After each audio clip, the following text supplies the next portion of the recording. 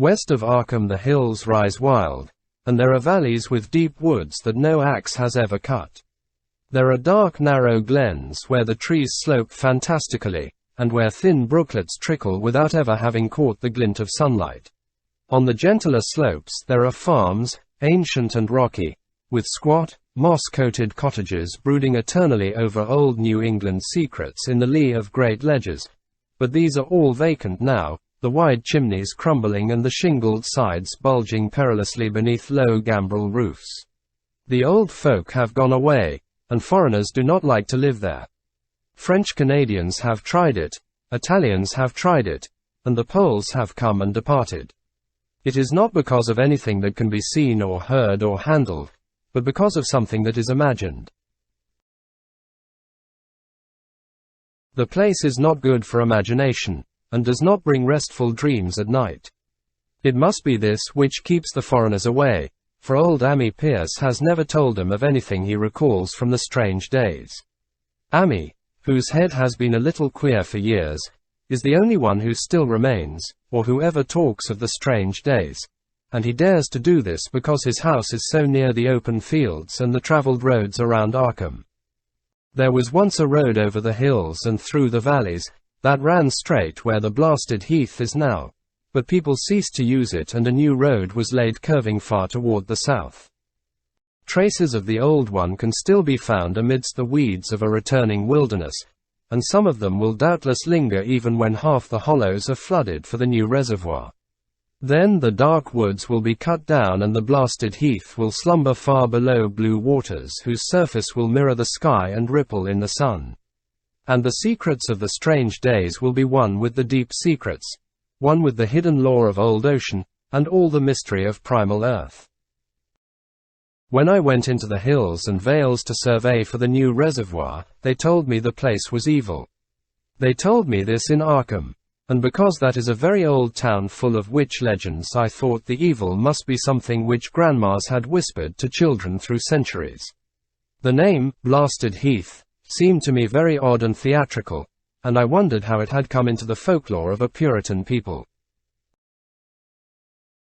Then I saw the dark westward tangle of glens and slopes for myself, and ceased to wonder at anything besides its own elder mystery. It was morning when I saw it, but shadow lurked always there. The trees grew too thickly, and their trunks were too big for any healthy New England wood. There was too much silence in the dim alleys between them, and the floor was too soft with the dank moss and mattings of infinite years of decay. In the open spaces, mostly along the line of the old road, there were little hillside farms, sometimes with all the buildings standing, sometimes with only one or two, and sometimes with only a lone chimney or fast-filling cellar. Weeds and briars reigned, and furtive wild things rustled in the undergrowth. Upon everything was a haze of restlessness and oppression, a touch of the unreal and the grotesque, as if some vital element of perspective or chiaroscuro were awry. I did not wonder that the foreigners would not stay, for this was no region to sleep in. It was too much like a landscape of Salvator Rosa, too much like some forbidden woodcut in a tale of terror. But even all this was not so bad as the blasted heath. I knew it the moment I came upon it at the bottom of a spacious valley, for no other name could fit such thing, or any other thing fit such a name. It was as if the poet had coined the phrase from having seen this one particular region. It must, I thought as I viewed it, be the outcome of a fire.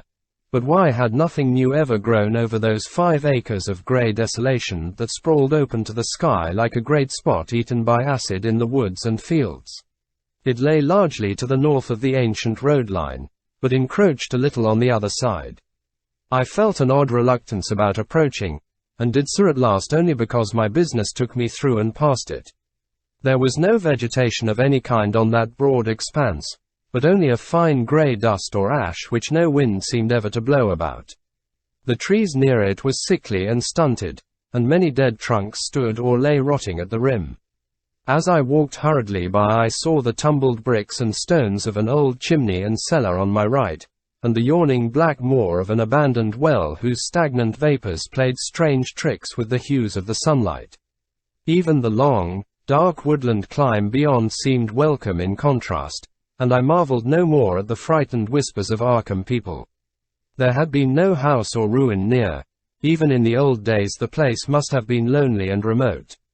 And at twilight, dreading to repass that ominous spot, I walked circuitously back to the town by the curving road on the south. I vaguely wished some clouds would gather, for an odd timidity about the deep skyey voids above had crept into my soul. In the evening I asked old people in Arkham about the blasted heath, and what was meant by that phrase, strange days, which so many evasively muttered. I could not, however, get any good answers, except that all the mystery was much more recent than I had dreamed. It was not a matter of old legendary at all, but something within the lifetime of those who spoke. It had happened in the 80s, and a family had disappeared or was killed. Speakers would not be exact, and because they all told me to pay no attention to old Ammi Pierce's crazy tales, I sought him out the next morning, having heard that he lived alone in the ancient tottering cottage where the trees first begin to get very thick. It was a fearsomely ancient place, and had begun to exude the faint miasmal odor which clings about houses that have stood too long. Only with persistent knocking could I rouse the aged man, and when he shuffled timidly to the door I could tell he was not glad to see me. He was not so feeble as I had expected, but his eyes drooped in a curious way, and his unkempt clothing and white beard made him seem very worn and dismal. Not knowing just how he could best be launched on his tales, I feigned a matter of business, told him of my surveying, and asked vague questions about the district. He was far brighter and more educated than I had been led to think, and before I knew it had grasped quite as much of the subject as any man I had talked with in Arkham. He was not like other rustics I had known in the sections where reservoirs were to be. From him there were no protests at the miles of old wood and farmland to be blotted out, though perhaps there would have been had not his home lain outside the bounds of the future lake. Relief was all that he showed. Relief at the doom of the dark ancient valleys through which he had roamed all his life. They were better underwater now, better underwater since the strange days.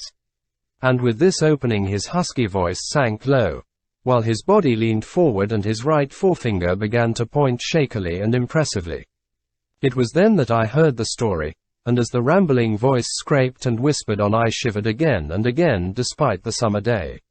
Often I had to recall the speaker from ramblings, piece out scientific points which he knew only by a fading parrot memory of professors' talk, or bridge over gaps, where his sense of logic and continuity broke down. When he was done I did not wonder that his mind had snapped a trifle, or that the folk of Arkham would not speak much of the blasted heath. I hurried back before sunset to my hotel, unwilling to have the stars come out above me in the open, and the next day returned to Boston to give up my position. I could not go into that dim chaos of old forest and slope again, or face another time that grey blasted heath where the black well yawned deep beside the tumbled bricks and stones. The reservoir will soon be built now, and all those elder secrets will lie safe forever under watery fathoms. But even then I do not believe I would like to visit that country by night, at least not when the sinister stars are out, and nothing could bribe me to drink the new city water of Arkham. It all began, old Ammi said, with the meteorite. Before that time there had been no wild legends at all since the witch trials, and even then these western woods were not feared half so much as the small island in the Miskatonic where the devil held court beside a curious stone altar older than the Indians. These were not haunted woods, and their fantastic dusk was never terrible till the strange days. Then there had come that white noontide cloud, that string of explosions in the air, and that pillar of smoke from the valley far in the wood. And by night all Arkham had heard of the great rock that fell out of the sky and bedded itself in the ground beside the well at the Nahum Gardner place. That was the house which had stood where the blasted heath was to come. The trim white Nahum Gardner house amidst its fertile gardens and orchards. Nahum had come to town to tell people about the stone, and had dropped in at Ammi Pierce's on the way. Ammi was 40 then, and all the queer things were fixed very strongly in his mind. He and his wife had gone with the 3 professors from Miskatonic University who hastened out the next morning to see the weird visitor from unknown stellar space, and had wondered why Nahum had called it so large the day before. It had shrunk, Nahum said as he pointed out the big brownish mound above the ripped earth and charred grass near the archaic well sweep in his front yard, but the wise men answered that stones do not shrink. Its heat lingered persistently, and Nahum declared it had glowed faintly in the night. The professors tried it with a geologist's hammer and found it was oddly soft. It was, in truth, so soft as to be almost plastic, and they gouged rather than chipped a specimen to take back to the college for testing. They took it in an old pail borrowed from Nahum's kitchen, for even the small piece refused to grow cool. On the trip back they stopped at Amy's to rest, and seemed thoughtful when Mrs. Pierce remarked that the fragment was growing smaller and burning the bottom of the pail. Truly, it was not large, but perhaps they had taken less than they thought. The day after that, all this was in June of '82, the professors had trooped out again in a great excitement. As they passed Amy's they told him what queer things the specimen had done, and how it had faded wholly away when they put it in a glass beaker. The beaker had gone too, and the wise men talked of the strange stone's affinity for silicon.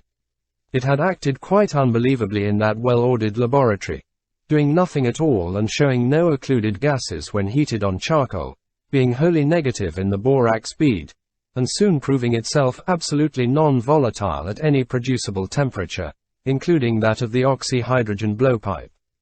Hot as it was, they tested it in a crucible with all the proper reagents. Water did nothing. Hydrochloric acid was the same. Nitric acid and even aqua regia merely hissed and spattered against its torrid invulnerability. Amy had difficulty in recalling all these things, but recognized some solvents as I mentioned them in the usual order of use. There were ammonia and caustic soda, alcohol and ether, nauseous carbon disulfide and a dozen others. But although the weight grew steadily less as time passed, and the fragment seemed to be slightly cooling, there was no change in the solvents to show that they had attacked the substance at all. It was a metal, though, beyond a doubt. It was magnetic, for one thing. And after its immersion in the acid solvents there seemed to be faint traces of the Widmanstatten figures found on meteoric iron. When the cooling had grown very considerable, the testing was carried on in glass, and it was in a glass beaker that they left all the chips made of the original fragment during the work. The next morning both chips and beaker were gone without trace, and only a charred spot marked the place on the wooden shelf where they had been. All this the professors told Amy as they paused at his door, and once more he went with them to see the stony messenger from the stars, though this time his wife did not accompany him. It had now most certainly shrunk, and even the sober professors could not doubt the truth of what they saw. All around the dwindling brown lump near the well was a vacant space, except where the earth had caved in, and whereas it had been a good 7 feet across the day before, it was now scarcely 5. It was still hot, and the sages studied its surface curiously as they detached another and larger piece with hammer and chisel. They gouged deeply this time, and as they pried away the smaller mass they saw that the core of the thing was not quite homogeneous. They had uncovered what seemed to be the side of a large colored globule embedded in the substance. The color, which resembled some of the bands in the meteor's strange spectrum, was almost impossible to describe, and it was only by analogy that they called it color at all. Its texture was glossy, and upon tapping it appeared to promise both brittleness and hollowness. One of the professors gave it a smart blow with a hammer, and it burst with a nervous little pop. Nothing was omitted, and all trace of the thing vanished with the puncturing. It left behind a hollow spherical space about 3 inches across, and all thought it probable that others would be discovered as the enclosing substance wasted away. Conjecture was vain, so after a futile attempt to find additional globules by drilling, the seekers left again with their new specimen, which proved, however, as baffling in the laboratory as its predecessor. Aside from being almost plastic, having heat, magnetism, and slight luminosity, cooling slightly in powerful acids, possessing an unknown spectrum, wasting away in air, and attacking silicon compounds with mutual destruction as a result, it presented no identifying features whatsoever, and at the end of the tests the college scientists were forced to own that they could not place it. It was nothing of this earth, but a piece of the great outside, and as such dowered with outside properties and obedient to outside laws. As was natural, the Arkham papers made much of the incident with its collegiate sponsoring, and sent reporters to talk with Nahum Gardner and his family. At least one Boston daily also sent a scribe, and Nahum quickly became a kind of local celebrity. He was a lean, genial person of about 50, living with his wife and 3 sons on the pleasant farmstead in the valley. He and Amy exchanged visits frequently, as did their wives, and Amy had nothing but praise for him after all these years. He seemed slightly proud of the notice his place had attracted, and talked often of the meteorite in the succeeding weeks. That July and August were hot, and Nahum worked hard at his haying in the 10-acre pasture across Chapman's Brook, his rattling wain wearing deep ruts in the shadowy lanes between. The labor tired him more than it had in other years, and he felt that age was beginning to tell on him. Then fell the time of fruit and harvest. The pears and apples slowly ripened, and Nahum vowed that his orchards were prospering as never before. The fruit was growing to phenomenal size and unwanted gloss, and in such abundance that extra barrels were ordered to handle the future crop. But with the ripening came sore disappointment, for of all that gorgeous array of specious lusciousness not one single jot was fit to eat. Into the fine flavor of the pears and apples had crept a stealthy bitterness and sickishness, so that even the smallest of bites induced a lasting disgust. It was the same with the melons and tomatoes, and Nahum sadly saw that his entire crop was lost. Quick to connect events, he declared that the meteorite had poisoned the soil, and thanked heaven that most of the other crops were in the upland lot along the road. Winter came early, and was very cold. Amy saw Nahum less often than usual, and observed that he had begun to look worried. The rest of his family, too, seemed to have grown taciturn, and were far from steady in their church-going or their attendance at the various social events of the countryside. For this reserve or melancholy no cause could be found, though all the household confessed now and then to poorer health and a feeling of vague disquiet. Nahum himself gave the most definite statement of anyone when he said he was disturbed about certain footprints in the snow. They were the usual winter prints of red squirrels, white rabbits, and foxes, but the brooding farmer professed to see something not quite right about their nature and arrangement. He was never specific, but appeared to think that they were not as characteristic of the anatomy and habits of squirrels and rabbits and foxes as they ought to be. Amy listened without interest to this talk until one night when he drove past Nahum's house in his sleigh on the way back from Clark's Corners. There had been a moon, and a rabbit had run across the road, and the leaps of that rabbit were longer than either Amy or his horse liked. The latter, indeed, had almost run away when brought up by a firm rein. Thereafter Amy gave Nahum's tales more respect, and wondered why the Gardner dogs seemed so cowed and quivering every morning. They had, it developed, nearly lost the spirit to bark. In February the McGregor boys from Meadow Hill were out shooting woodchucks, and not far from the Gardner place bagged a very peculiar specimen. The proportions of its body seemed slightly altered in a queer way impossible to describe, while its face had taken on an expression which no one ever saw in a woodchuck before. The boys were genuinely frightened, and threw the thing away at once, so that only the grotesque tales of it ever reached the people of the countryside. But the shying of horses near Nahum's house had now become an acknowledged thing, and all the basis for a cycle of whispered legend was fast taking form.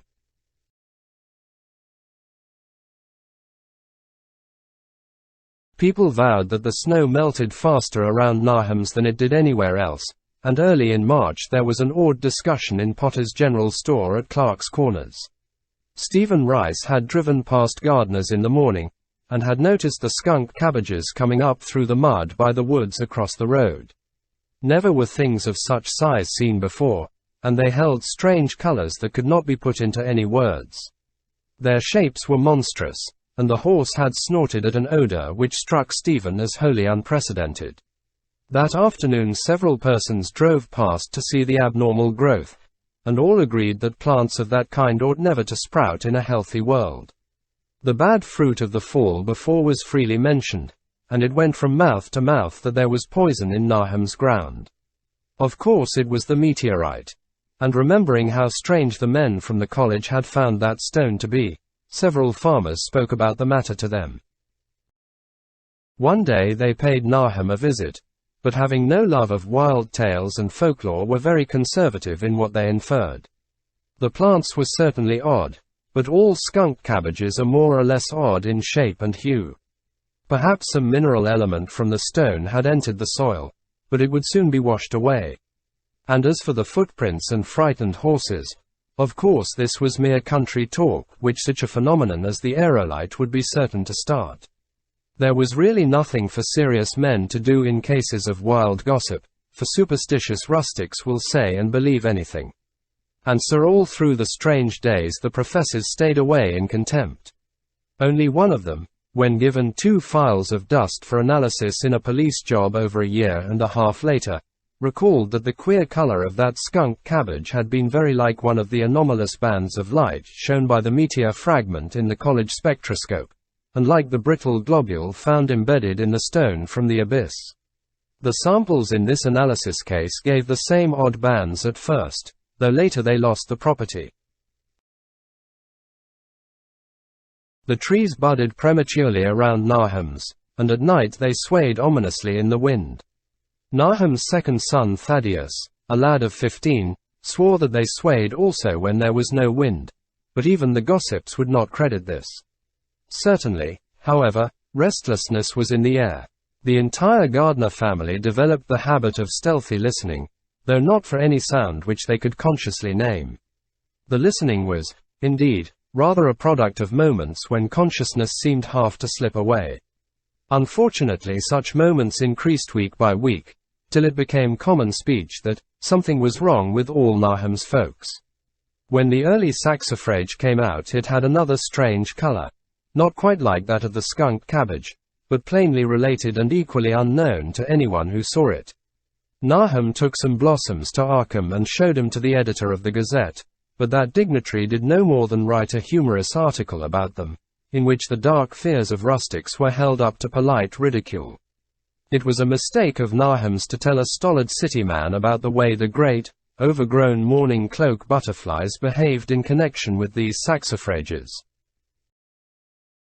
April brought a kind of madness to the country folk, and began that disuse of the road past Nahum's which led to its ultimate abandonment. It was next the vegetation. All the orchard trees blossomed forth in strange colors, and through the stony soil of the yard and adjacent pasturage, there sprang up a bizarre growth which only a botanist could connect with the proper flora of the region. No sane, wholesome colors were anywhere to be seen except in the green grass and leafage, but everywhere were those hectic and prismatic variants of some diseased, underlying primary tone without a place among the known tints of earth. The Dutchman's breeches became a thing of sinister menace, and the bloodroots grew insolent in their chromatic perversion. Amy and the gardeners thought that most of the colors had a sort of haunting familiarity, and decided that they reminded one of the brittle globule in the meteor. Nahum plowed and sowed the 10-acre pasture and the upland lot, but did nothing with the land around the house. He knew it would be of no use, and hoped that the summer's strange growths would draw all the poison from the soil. He was prepared for almost anything now, and had grown used to the sense of something near him waiting to be heard. The shunning of his house by neighbors told on him, of course, but it told on his wife more. The boys were better off, being at school each day, but they could not help being frightened by the gossip. Thaddeus, an especially sensitive youth, suffered the most. In May the insects came, and Nahum's place became a nightmare of buzzing and crawling. Most of the creatures seemed not quite usual in their aspects and motions, and their nocturnal habits contradicted all former experience. The gardeners took to watching at night, watching in all directions at random for something they could not tell what. It was then that they all owned that Thaddeus had been right about the trees. Mrs. Gardner was the next to see it from the window as she watched the swollen boughs of a maple against a moonlit sky. The boughs surely moved, and there was no wind. It must be the sap. Strangeness had come into everything growing now. Yet it was none of Naham's family at all who made the next discovery. Familiarity had dulled them, and what they could not see was glimpsed by a timid windmill salesman from Bolton who drove by one night in ignorance of the country legends. What he told in Arkham was given a short paragraph in the Gazette, and it was there that all the farmers, Naham included, saw it first. The night had been dark and the buggy lamps faint, but around a farm in the valley, which everyone knew from the account must be Naham's, the darkness had been less thick. A dim though distinct luminosity seemed to inhere in all the vegetation, grass, leaves, and blossoms alike, while at one moment a detached piece of the phosphorescence appeared to stir furtively in the yard near the barn. The grass had so far seemed untouched, and the cows were freely pastured in the lot near the house, but toward the end of May the milk began to be bad. Then Naham had the cows driven to the uplands, after which this trouble ceased. Not long after this the change in grass and leaves became apparent to the eye. All the verdure was going grey, and was developing a highly singular quality of brittleness. Amy was now the only person who ever visited the place, and his visits were becoming fewer and fewer. When school closed, the Gardners were virtually cut off from the world, and sometimes let Amy do their errands in town. They were failing curiously both physically and mentally, and no one was surprised when the news of Mrs. Gardner's madness stole around. It happened in June, about the anniversary of the meteor's fall, and the poor woman screamed about things in the air which she could not describe. In her raving there was not a single specific noun, but only verbs and pronouns. Things moved and changed and fluttered, and ears tingled to impulses which were not holy sounds. Something was taken away. She was being drained of something. Something was fastening itself on her that ought not to be. Someone must make it keep off. Nothing was ever still in the night. The walls and windows shifted. Naham did not send her to the county asylum, but let her wander about the house as long as she was harmless to herself and others. Even when her expression changed he did nothing. But when the boys grew afraid of her, and Thaddeus nearly fainted at the way she made faces at him, he decided to keep her locked in the attic. By July she had ceased to speak and crawled on all fours, and before that month was over Naham got the mad notion that she was slightly luminous in the dark, as he now clearly saw was the case with the nearby vegetation. It was a little before this that the horses had stampeded. Something had aroused them in the night, and their neighing and kicking in their stalls had been terrible. There seemed virtually nothing to do to calm them, and when Naham opened the stable door they all bolted out like frightened woodland deer. It took a week to track all four, and when found they were seen to be quite useless and unmanageable. Something had snapped in their brains, and each one had to be shot for its own good. Naham borrowed a horse from Amy for his haying, but found it would not approach the barn. It shied, balked, and whinnied, and in the end he could do nothing but drive it into the yard while the men used their own strength to get the heavy wagon near enough the hayloft for convenient pitching. And all the while the vegetation was turning grey and brittle. Even the flowers whose hues had been so strange were greying now, and the fruit was coming out grey and dwarfed and tasteless. The asters and goldenrod bloomed grey and distorted, and the roses and zinnias and hollyhocks in the front yard were such blasphemous-looking things that Naham's oldest boy Zenas cut him down. The strangely puffed insects died about that time, even the bees that had left their hives and taken to the woods. By September all the vegetation was fast crumbling to a greyish powder, and Naham feared that the trees would die before the poison was out of the soil. His wife now had spells of terrific screaming, and he and the boys were in a constant state of nervous tension. They shunned people now, and when school opened the boys did not go. But it was Amy, on one of his rare visits, who first realized that the well water was no longer good. It had an evil taste that was not exactly fetid nor exactly salty, and Amy advised his friend to dig another well on higher ground to use till the soil was good again. Naham, however, ignored the warning, for he had by that time become callous to strange and unpleasant things. He and the boys continued to use the tainted supply, drinking it as listlessly and mechanically as they ate their meager and ill-cooked meals and did their thankless and monotonous chores through the aimless days. There was something of stolid resignation about them all, as if they walked half in another world between lines of nameless guards to a certain and familiar doom. Thaddeus went mad in September after a visit to the well. He had gone with a pail and had come back empty-handed, shrieking and waving his arms, and sometimes lapsing into an inane titter or a whisper about the moving colors down there. 2 in one family was pretty bad, but Nahum was very brave about it. He let the boy run about for a week until he began stumbling and hurting himself, and then he shut him in an attic room across the hall from his mother's. The way they screamed at each other from behind their locked doors was very terrible, especially to little Merwin, who fancied they talked in some terrible language that was not of earth. Merwin was getting frightfully imaginative, and his restlessness was worse after the shutting away of the brother who had been his greatest playmate. Almost at the same time the mortality among the livestock commenced. Poultry turned greyish and died very quickly, their meat being found dry and noisome upon cutting. Hogs grew inordinately fat, then suddenly began to undergo loathsome changes which no one could explain. Their meat was of course useless, and Nahum was at his wits' end. No rural veterinary would approach his place, and the city veterinary from Arkham was openly baffled. The swine began growing grey and brittle and falling to pieces before they died, and their eyes and muzzles developed singular alterations. It was very inexplicable, for they had never been fed from the tainted vegetation. Then something struck the cows. Certain areas or sometimes the whole body would be uncannily shriveled or compressed, and atrocious collapses or disintegrations were common. In the last stages, and death was always the result, there would be a graying and turning brittle like that which beset the hogs. There could be no question of poison, for all the cases occurred in a locked and undisturbed barn. No bites of prowling things could have brought the virus, for what live beast of earth can pass through solid obstacles? It must be only natural disease, yet what disease could wreak such results was beyond any mind's guessing. When the harvest came there was not an animal surviving on the place, for the stock and poultry were dead and the dogs had run away. These dogs, 3 in number, had all vanished one night and were never heard of again.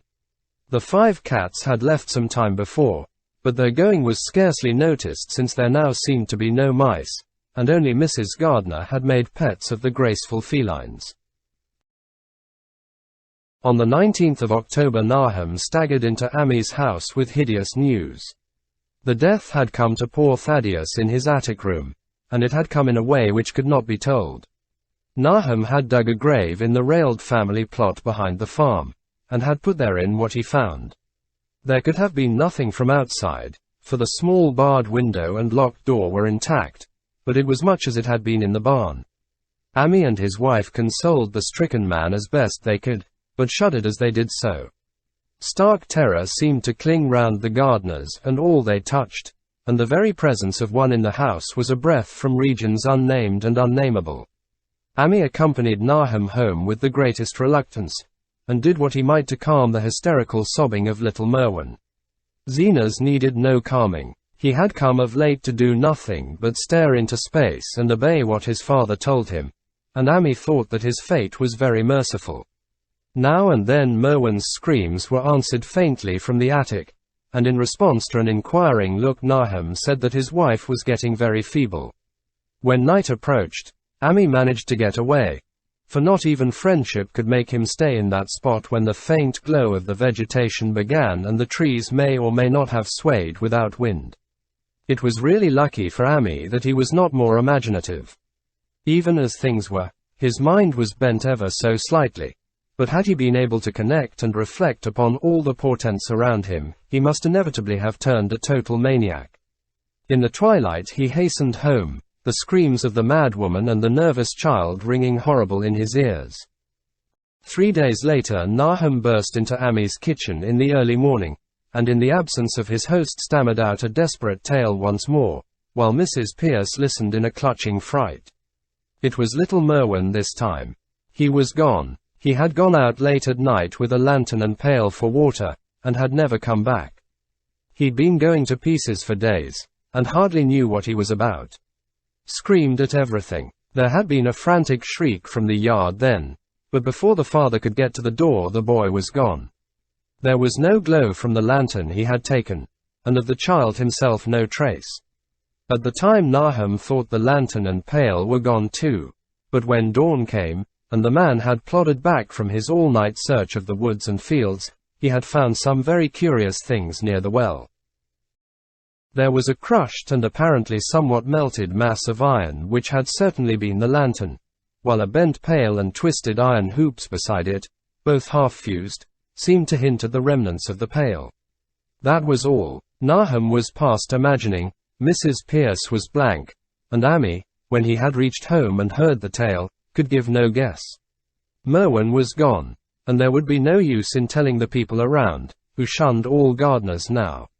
No use, either, in telling the city people at Arkham who laughed at everything. Thad was gone, and now Merwin was gone. Something was creeping and waiting to be seen and heard.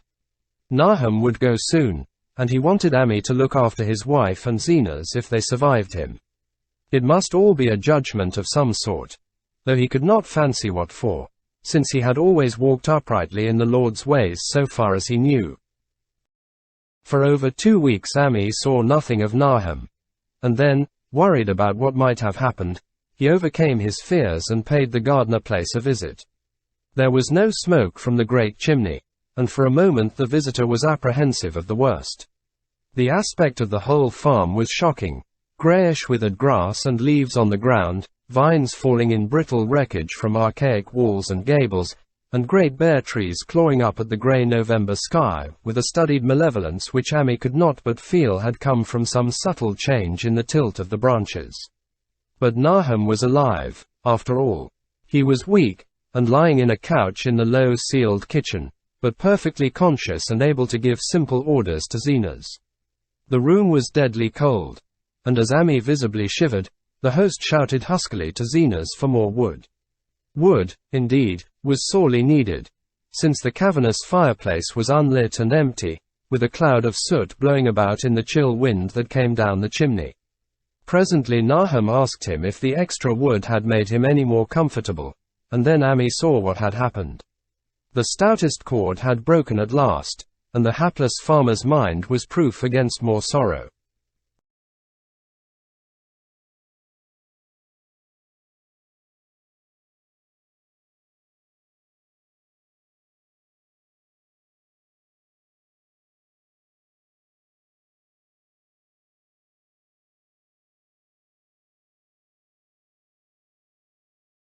Questioning tactfully, Amy could get no clear data at all about the missing Zenas. In the well, he lives in the well, was all that the clouded father would say. Then there flashed across the visitor's mind a sudden thought of the mad wife, and he changed his line of inquiry. "Nabby, why, here she is," was the surprised response of poor Nahum, and Amy soon saw that he must search for himself. Leaving the harmless babbler on the couch, he took the keys from their nail beside the door and climbed the creaking stairs to the attic. It was very close and noisome up there, and no sound could be heard from any direction. Of the 4 doors in sight, only one was locked, and on this he tried various keys on the ring he had taken. The 3rd key proved the right one, and after some fumbling Amy threw open the low white door. It was quite dark inside, for the window was small and half obscured by the crude wooden bars, and Amy could see nothing at all on the wide planked floor.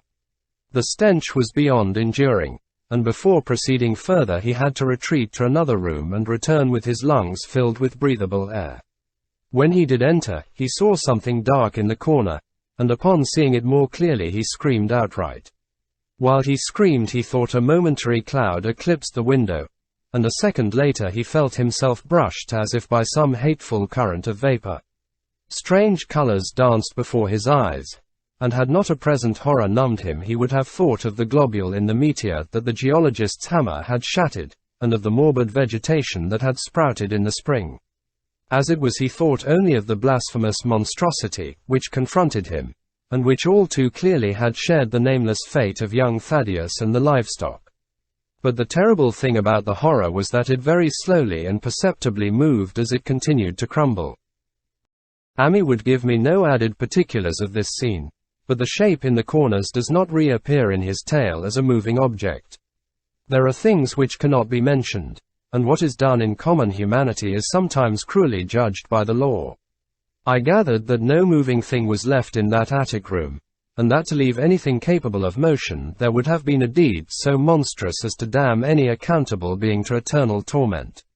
Anyone but a stolid farmer would have fainted or gone mad, but Amy walked conscious through that low doorway and locked the accursed secret behind him.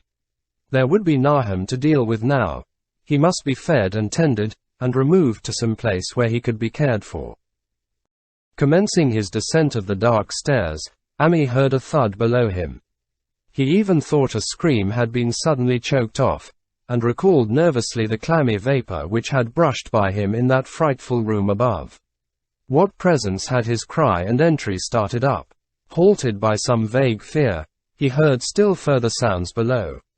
Indubitably there was a sort of heavy dragging, and a most detestably sticky noise as of some fiendish and unclean species of suction. With an associative sense goaded to feverish heights, he thought unaccountably of what he had seen upstairs. Good God! What eldritch dream world was this into which he had blundered? He dared move neither backward nor forward, but stood there trembling at the black curve of the boxed-in staircase. Every trifle of the scene burned itself into his brain. The sounds, the sense of dread expectancy, the darkness, the steepness of the narrow steps, and merciful heaven. The faint but unmistakable luminosity of all the woodwork in sight, steps, sides, exposed laths, and beams alike.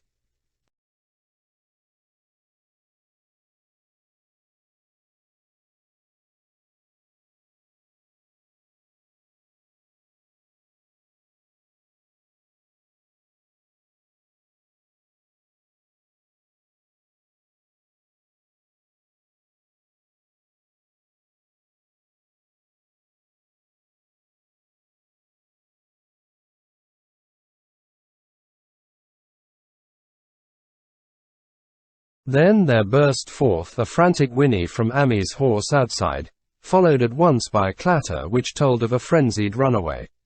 In another moment, horse and buggy had gone beyond earshot, leaving the frightened man on the dark stairs to guess what had sent them. But that was not all. There had been another sound out there. A sort of liquid splash. Water. It must have been the well. He had left Hero untied near it, and a buggy wheel must have brushed the coping and knocked in a stone. And still the pale phosphorescence glowed in that detestably ancient woodwork. God, how old the house was! Most of it built before 1700. A feeble scratching on the floor downstairs now sounded distinctly, and Amy's grip tightened on a heavy stick he had picked up in the attic for some purpose. Slowly nerving himself, he finished his descent and walked boldly toward the kitchen. But he did not complete the walk, because what he sought was no longer there. It had come to meet him, and it was still alive after a fashion. Whether it had crawled or whether it had been dragged by any external forces, Amy could not say. But the death had been at it. Everything had happened in the last half hour, but collapse, graying, and disintegration were already far advanced. There was a horrible brittleness, and dry fragments were scaling off. Amy could not touch it, but looked horrifiedly into the distorted parody that had been a face. What was it, Nahum? What was it? He whispered, and the cleft, bulging lips were just able to crackle out a final answer. Nothin'. Nothin'. The color. It burns. Cold and wet, but it burns. It lived in the well. I seen it. A kind o' smoke.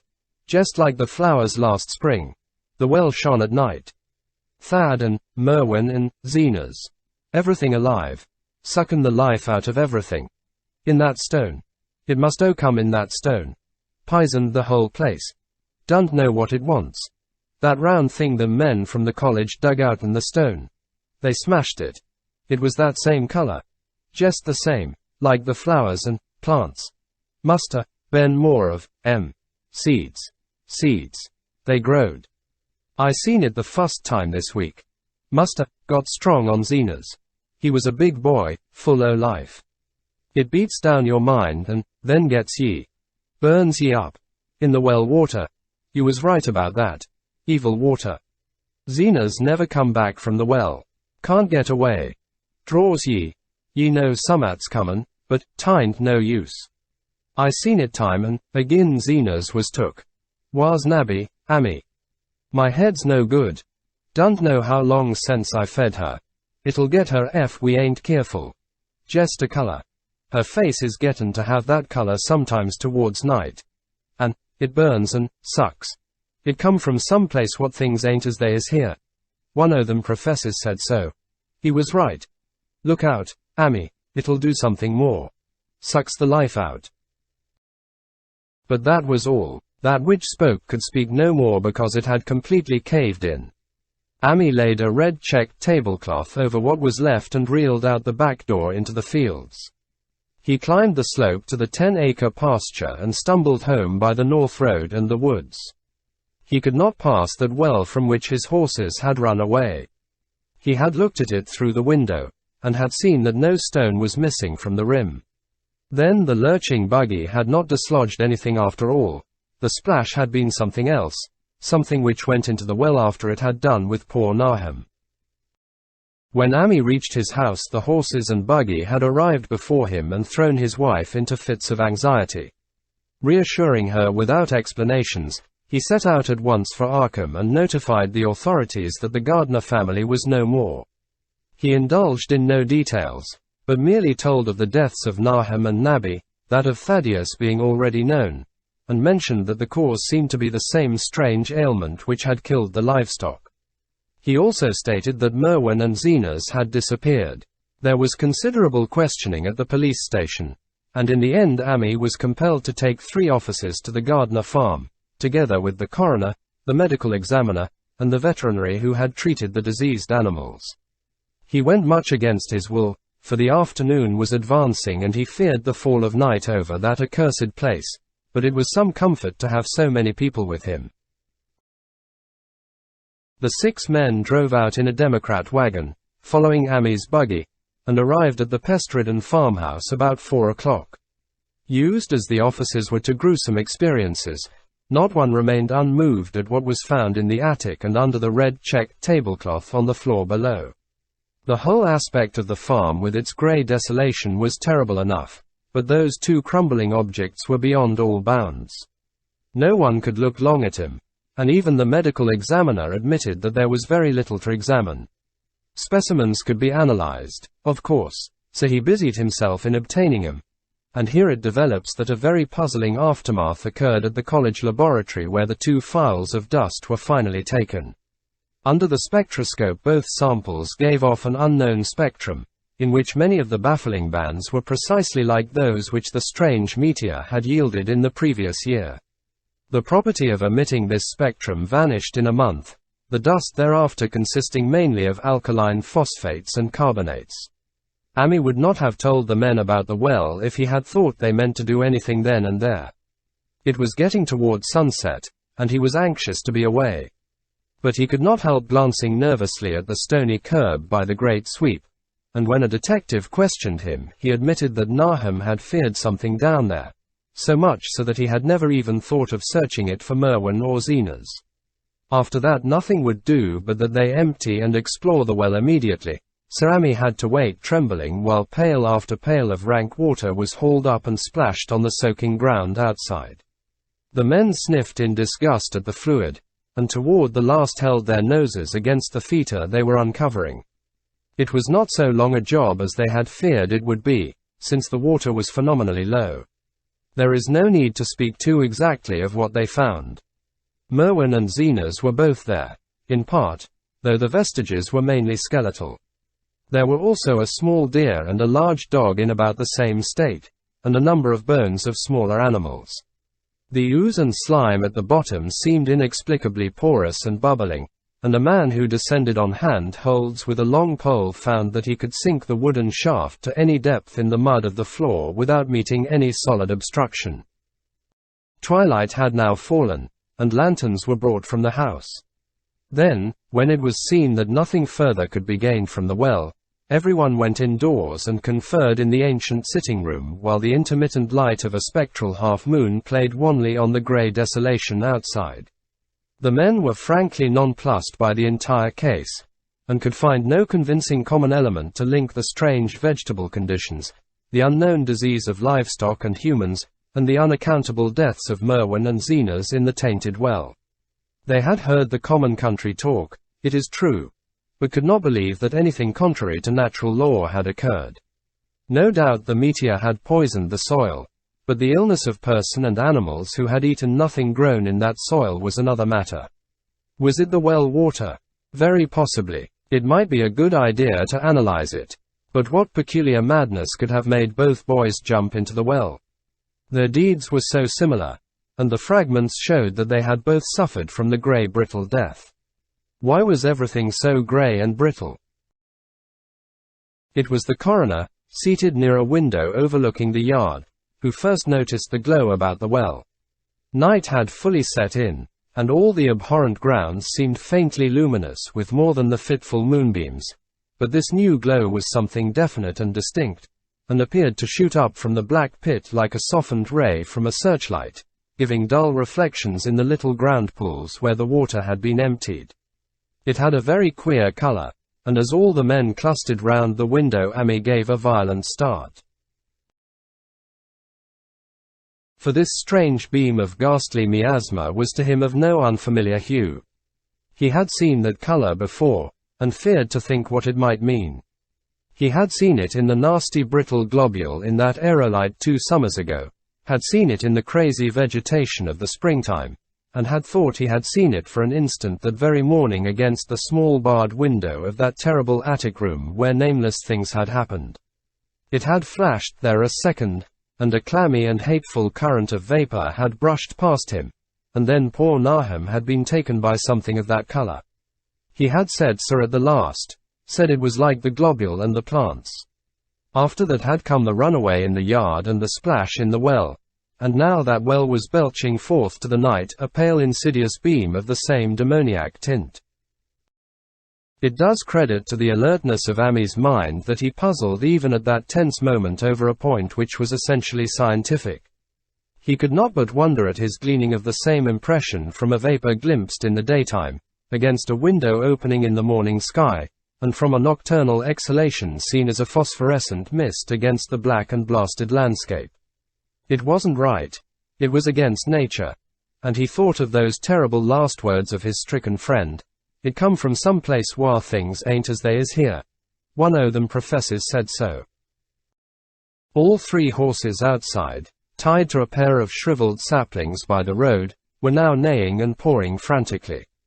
The wagon driver started for the door to do something, but Amy laid a shaky hand on his shoulder. "Don't go out there," he whispered. "There's more to this nor what we know. Nahum said somethin' lived in the well that sucks your life out. He said it must be some art growed from a round ball like one we all seen in the meteor stone that fell a year ago June. Sucks and burns, he said, and is jest a cloud of color like that light out thar now, that ye can hardly see and can't tell what it is. Nahum thought it feeds on everything livin' and gets stronger all the time. He said he seen it this last week.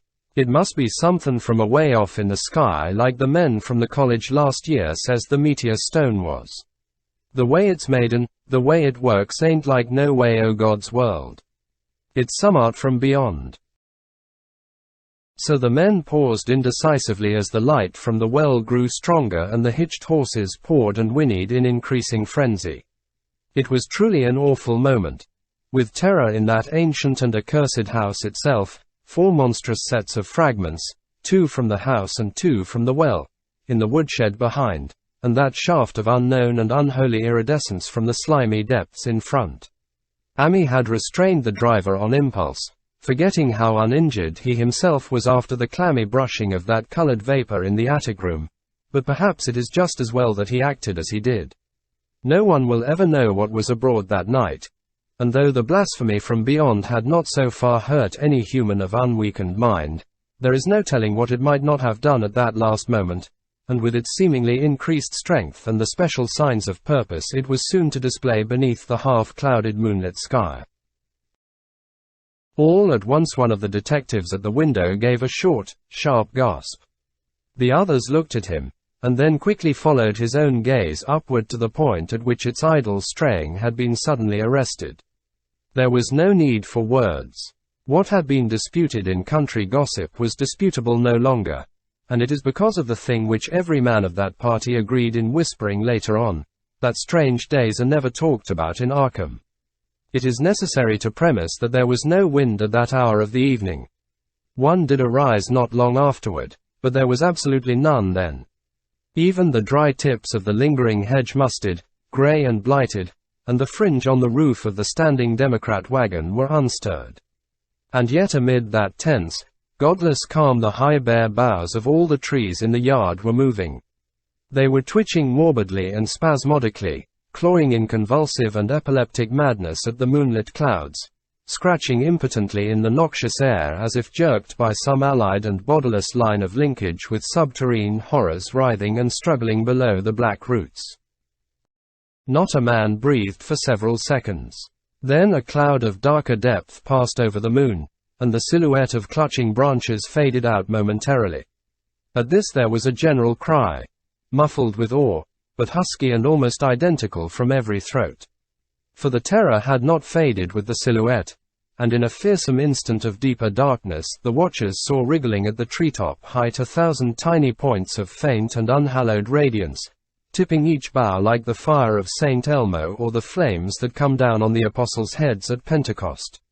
It was a monstrous constellation of unnatural light, like a glutted swarm of corpse-fed fireflies dancing hellish sarabands over an accursed marsh, and its color was that same nameless intrusion which Amy had come to recognize and dread. All the while the shaft of phosphorescence from the well was getting brighter and brighter, bringing to the minds of the huddled men a sense of doom and abnormality which far outtraced any image their conscious minds could form. It was no longer shining out, it was pouring out, and as the shapeless stream of unplaceable color left the well it seemed to flow directly into the sky. The veterinary shivered, and walked to the front door to drop the heavy extra bar across it. Amy shook no less, and had to tug and point for lack of a controllable voice when he wished to draw notice to the growing luminosity of the trees. The neighing and stamping of the horses had become utterly frightful, but not a soul of that group in the old house would have ventured forth for any earthly reward. With the moments the shining of the trees increased, while their restless branches seemed to strain more and more toward verticality. The wood of the well sweep was shining now, and presently a policeman dumbly pointed to some wooden sheds and beehives near the stone wall on the west. They were commencing to shine, too, though the tethered vehicles of the visitors seemed so far unaffected. Then there was a wild commotion and clopping in the road, and as Amy quenched the lamp for better seeing they realized that the span of frantic greys had broken their sapling and run off with the Democrat wagon. The shock served to loosen several tongues, and embarrassed whispers were exchanged. "It spreads on everything organic that's been around here," muttered the medical examiner. No one replied, but the man who had been in the well gave a hint that his long pole must have stirred up something intangible. "It was awful," he added. "There was no bottom at all. Just ooze and bubbles and the feeling of something lurking under there." Amy's horse still pawed and screamed deafeningly in the road outside, and nearly drowned its owner's faint quaver as he mumbled his formless reflections.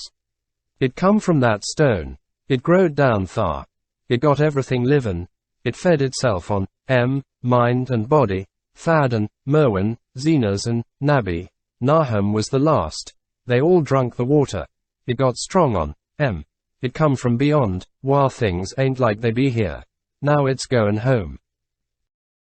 At this point, as the column of unknown color flared suddenly stronger and began to weave itself into fantastic suggestions of shape which each spectator later described differently, there came from poor tethered hero such a sound as no man before or since ever heard from a horse. Every person in that low-pitched sitting room stopped his ears, and Amy turned away from the window in horror and nausea. Words could not convey it. When Amy looked out again, the hapless beast lay huddled inert on the moonlit ground between the splintered shafts of the buggy. That was the last of Hero till they buried him next day. But the present was no time to mourn, for almost at this instant a detective silently called attention to something terrible in the very room with them. In the absence of the lamplight, it was clear that a faint phosphorescence had begun to pervade the entire apartment. It glowed on the broad planked floor where the rag carpet left it bare, and shimmered over the sashes of the small paned windows. It ran up and down the exposed corner posts, coruscated about the shelf and mantel, and infected the very doors and furniture. Each minute saw it strengthen, and at last it was very plain that healthy living things must leave that house. Amy showed him the back door and the path up through the fields to the 10-acre pasture. They walked and stumbled as in a dream, and did not dare look back till they were far away on the high ground. They were glad of the path, for they could not have gone the front way, by that well. It was bad enough passing the glowing barn and sheds, and those shining orchard trees with their gnarled, fiendish contours, but thank heaven the branches did their worst twisting high up. The moon went under some very black clouds as they crossed the rustic bridge over Chapman's Brook, and it was blind groping from there to the open meadows. When they looked back toward the valley and the distant Gardner place at the bottom, they saw a fearsome sight. All the farm was shining with the hideous unknown blend of color. Trees, buildings, and even such grass and herbage as had not been wholly changed to lethal gray brittleness. The boughs were all straining skyward, tipped with tongues of foul flame, and lambent tricklings of the same monstrous fire were creeping about the ridgepoles of the house, barn and sheds.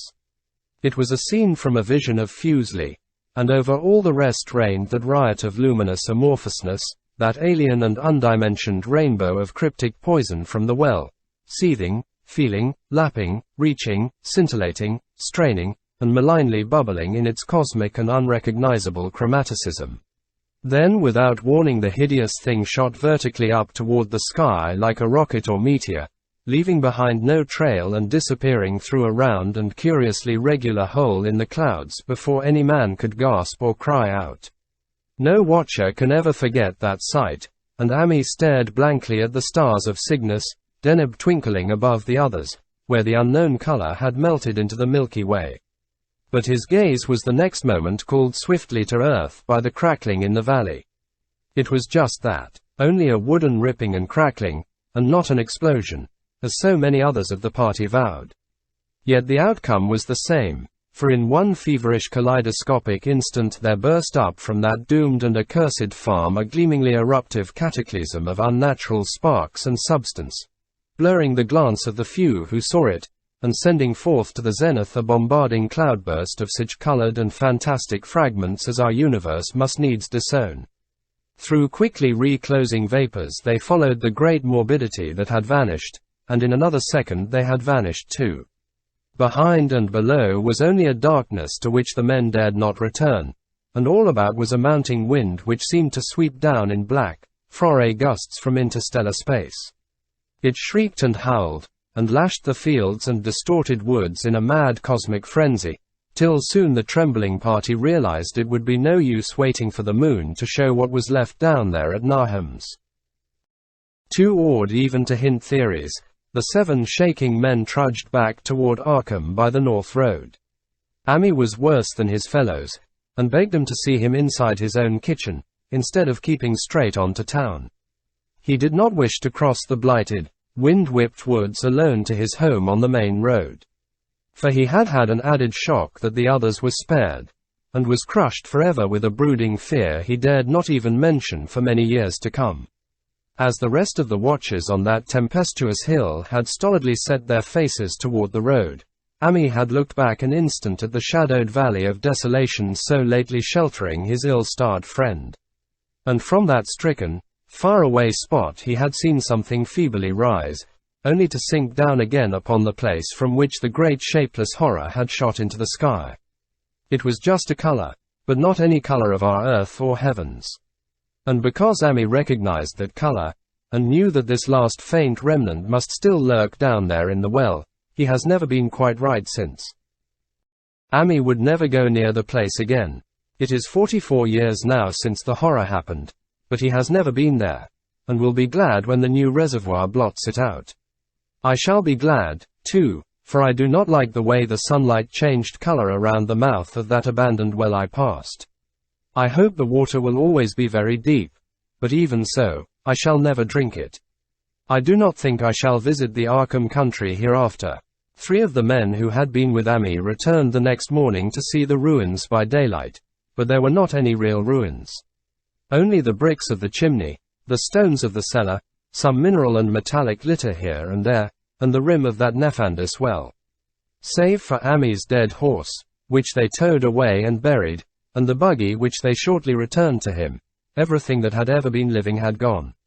5 eldritch acres of dusty grey desert remained, nor has anything ever grown there since.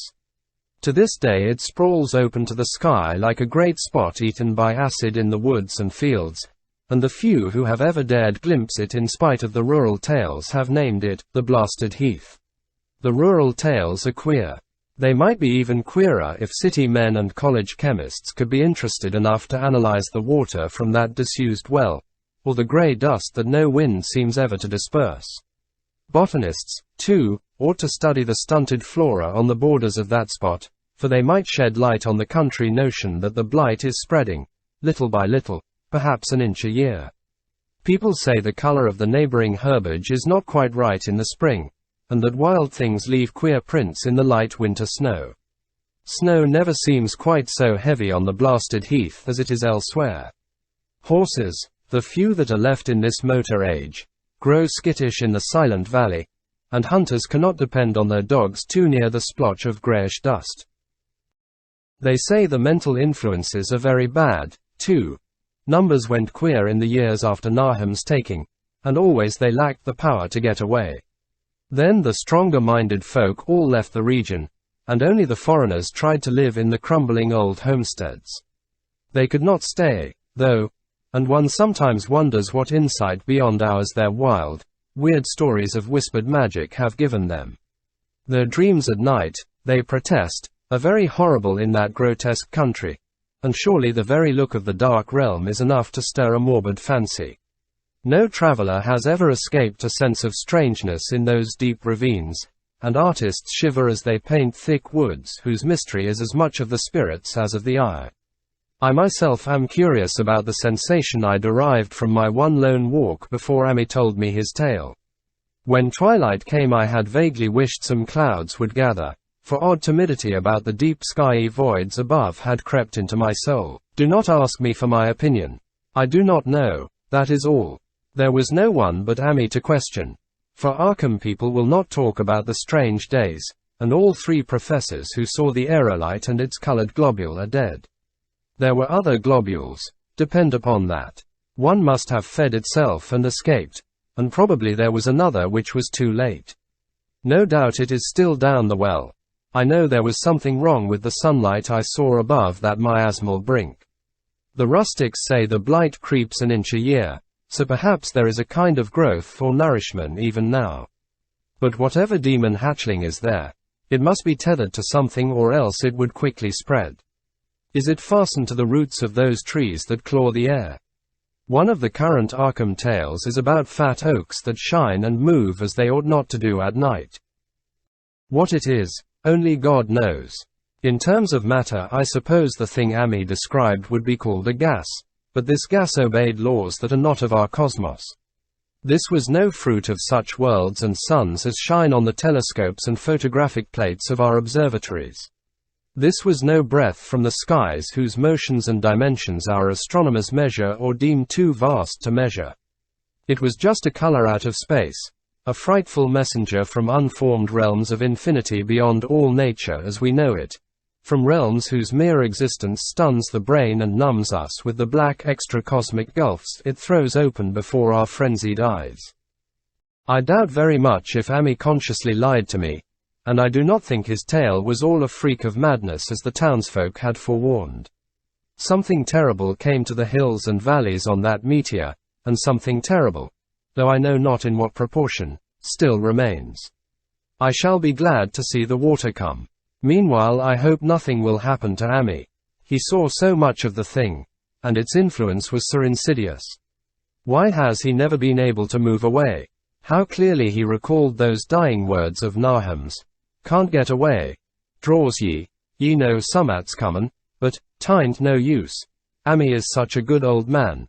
When the reservoir gang gets to work I must write the chief engineer to keep a sharp watch on him. I would hate to think of him as the grey, twisted, brittle monstrosity which persists more and more in troubling my sleep.